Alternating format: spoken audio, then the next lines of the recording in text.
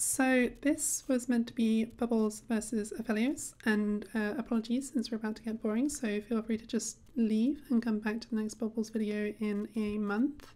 And we already started off on a bad foot, since none of his basic abilities have a cast time of greater than half a second, which, if you'll recall, is the bare minimum before we can look to exploit it with Bubble.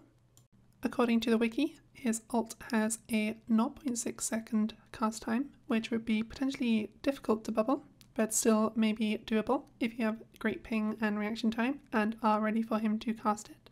However, we ran into two problems.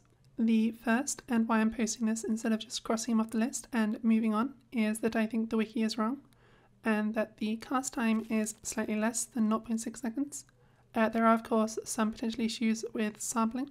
I recorded footage at 60 frames per second, and the animation before Aphelios is able to move again takes 34 to 35 frames, whereas if it was 0.6 seconds, you'd expect to see 36 frames with a little bit of variance due to the frame rate used to examine this.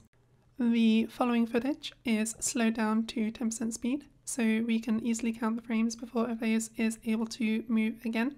We're aided by the initial movement command and also his range, as shown by Calibrum. What does this mean for us as Nami players? Well, we probably can't actually exploit this cast time as is, since he can buffer a movement command during the cast time.